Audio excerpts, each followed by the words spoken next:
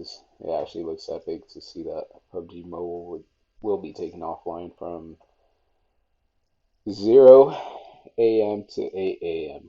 UTC, Universal Time Coordinated, as they try to claim, on the 11th of June 2019.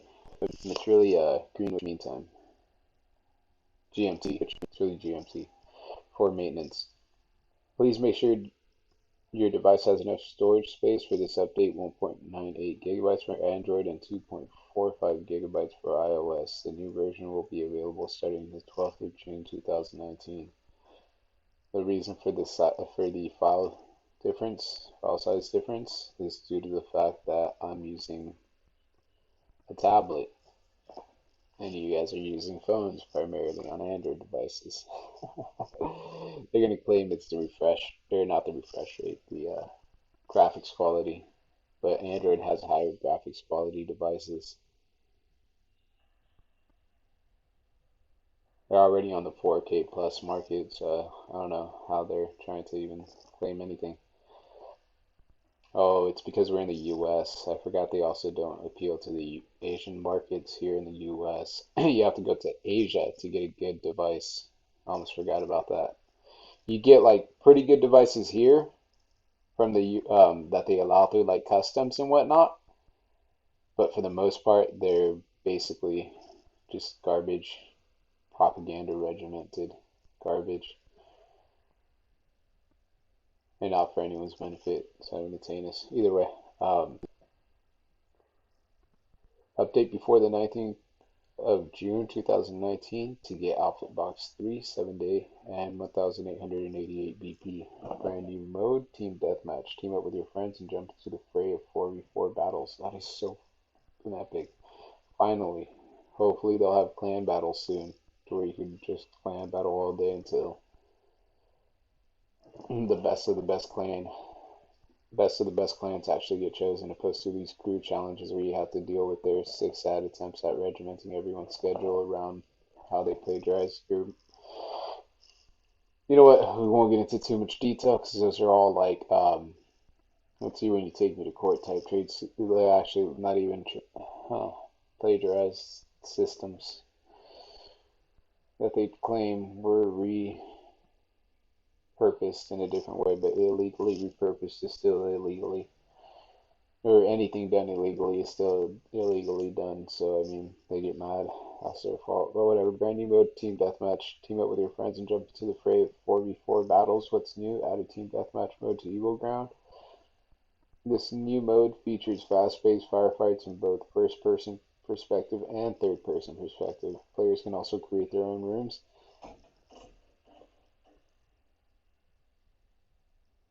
Sorry, I almost forgot.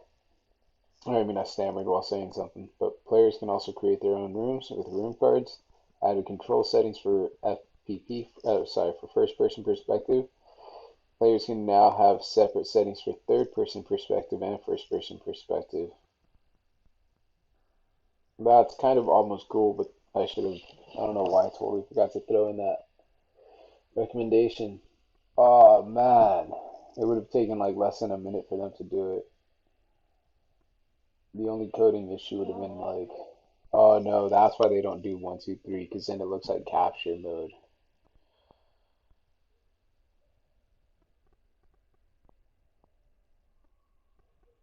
Because typically you see the 1, 2, 3 up in the top center whenever there's like three different flags. Flag A, flag B, flag C, slash type setup.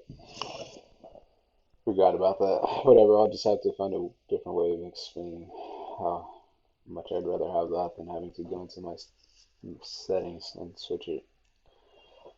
I mean, in a match, like the quick scope button saves lives. Being able to change your layout to switch to claw would be epic. But yeah, I guess they're not gonna do that anytime soon.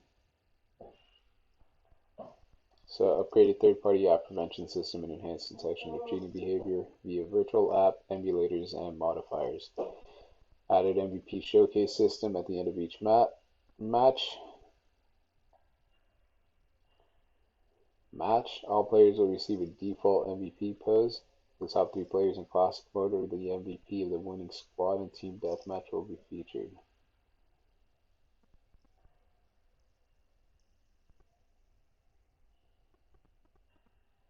Sorry, team deathmatch. Oh, I threw in mode.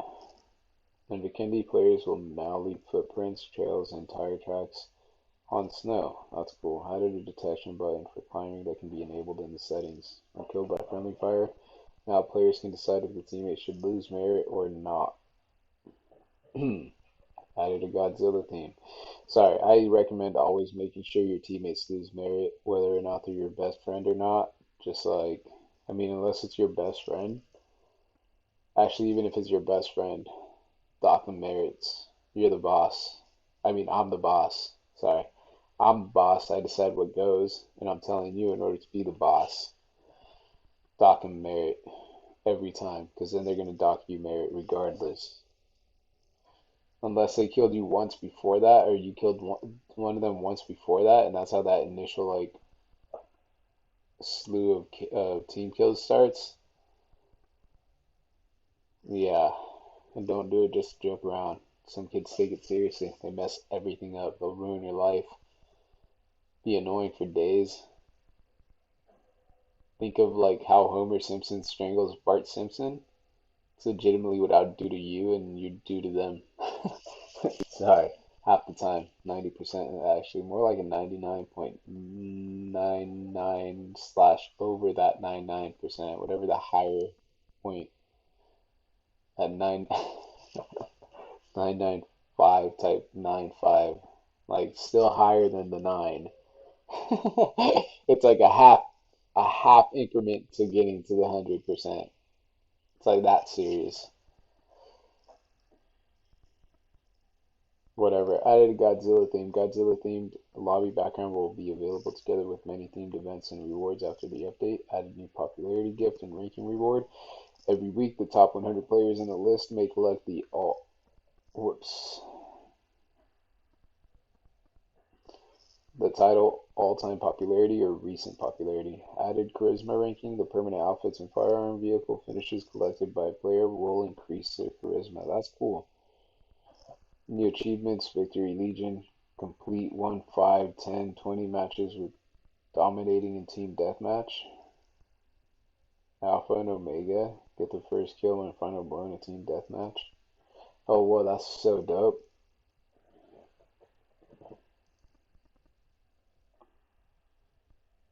T800, achieve Terminator one time in team deathmatch. Envoy of War, complete a series of missions in team deathmatch. Other improvements, survive till dawn and darkest night changes. The old zombies will be replaced by 4 types of new zombies. Well, that's so dope. Oh, whoops, I mean, that's so epic.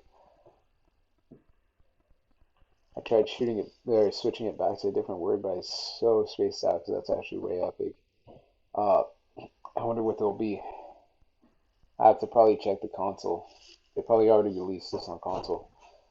I forgot they're running basically the same thing except for outfits. That's the only difference. Outfits are different. Kind of like Android devices get different outfits than iOS devices in terms of pay to win slash paid items. Because some of them actually like increase your stealth drastically, dramatically, make you look like a bot. It's like times 20 points in terms of stealth. Whatever though, out of like 15 points too. Liquid nitrogen grenades now leave behind a cloud of freezing smoke on the ground for a long period after explosion, reducing the movement speed of any unit in the area. That's cool. Add a new mode, combat modifiers. Certain zombies now have new abilities. Tanks will empower nearby allies. Skinners can slow nearby players.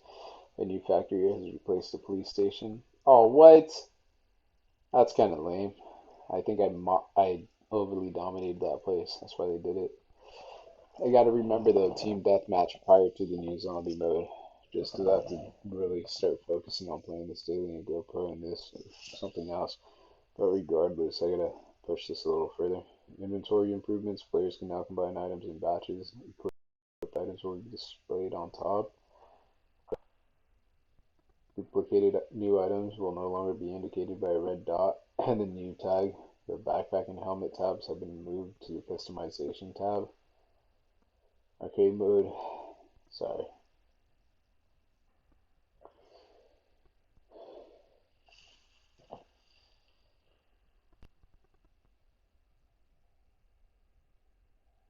Arcade mode opening times have been adjusted Mondays and Wednesdays. Sniper training and war. Tuesdays and Thursdays mini zone and quick match. Fridays to Sundays. Fridays to Sundays, all arcade modes are available. All times are in GMT, UTC, GMT.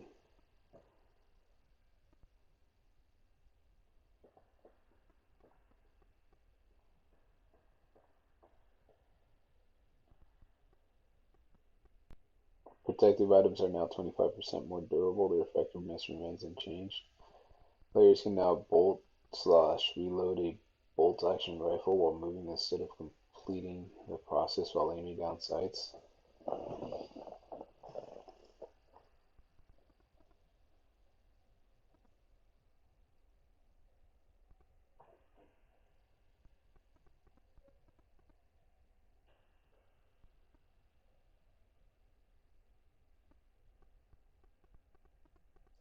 That makes no sense. Improve the animation in first person perspective when running while holding an SMG. That's cool, finally. It looked a little too stiff anyways with all of them. It seems as if the camera's like complete like stuck in one spot opposed to being a steady cam. That's the best way I could put it. They have to make like a virtual steady cam on the guy's like torso opposed to how they have it because you don't notice the character's movements at all. It's like the like the old school Asian renditions of video games where you could see like movement. Like you could see it sometimes where I'll like go strafing, and instead of my character strafing, he's running straight, but he's moving at a completely different angle. He's like gliding to the right. Same type of effect. It gets annoying. It's like, dude, these guys are multi-billion-dollar companies in a multi-trillion-dollar organization. How are they still making this many mistakes? Like this late into the game, this many graphical, not just graphical, but basic mistakes. Like it's crazy. Guess they're doing it on purpose, in my opinion. They release improvements every couple months. I mean, every couple, yeah, yeah, it's every couple months, opposed to every couple years. So they make it seem like they're doing something cool. And they're just trying to reset the structure to something around their terms, which is so lame, in my opinion, because they're not me. Improve the animation in first-person perspective when running. When running while holding an SMG, vehicles now have improved feedback on explosions. Event Center now has improved interactions and better tutorials for event missions. Crew Challenge qualifying round has been expanded. Now 6 qualifying matches will be held every day, up from 5. Each squad can participate up to 3 matches per day, up from 2. Each squad is allowed to participate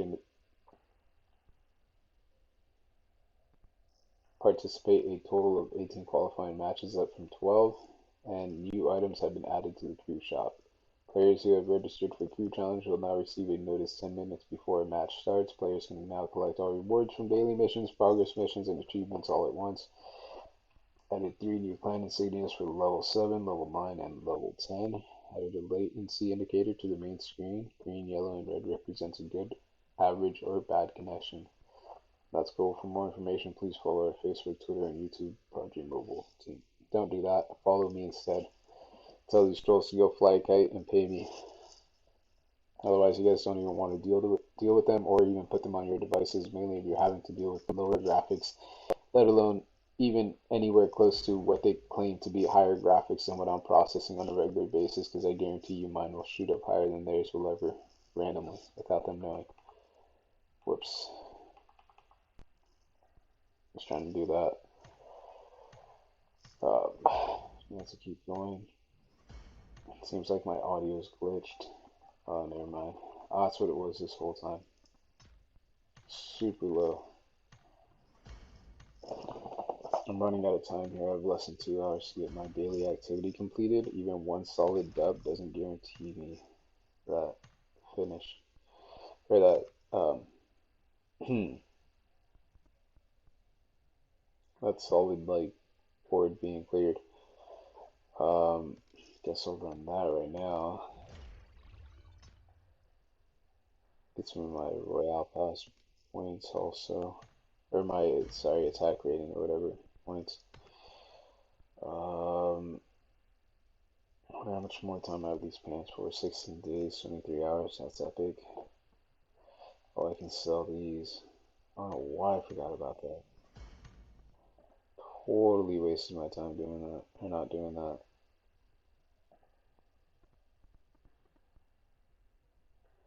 Now my pants are gone. Stuck here scrolling.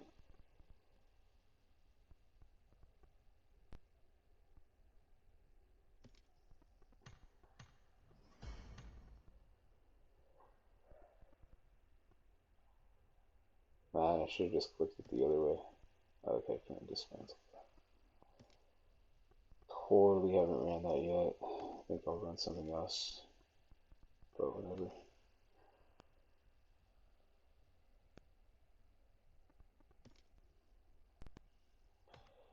My shoes, my sandals back on. Helmet. I don't know if I was wearing a different helmet if this is what I was wearing, so might just run it.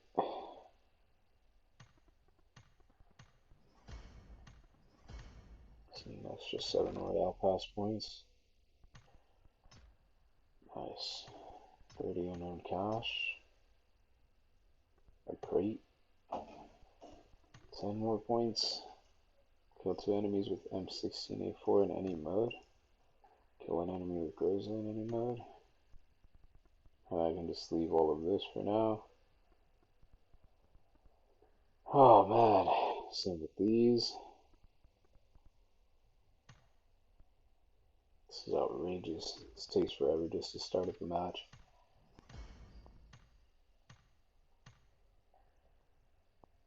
Longest kill in any mode. I have to get a minimum of 100 meter kill in any mode today for my clan training.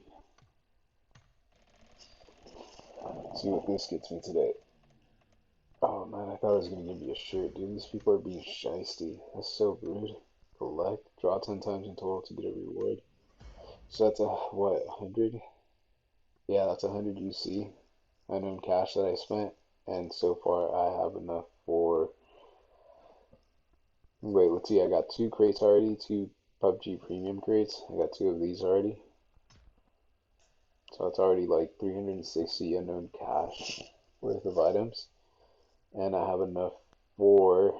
Let's see, at 14, that leaves me with 1 more crate, 1 more premium crate, or a bunch of silver fragments. I mean, that's kind of cool.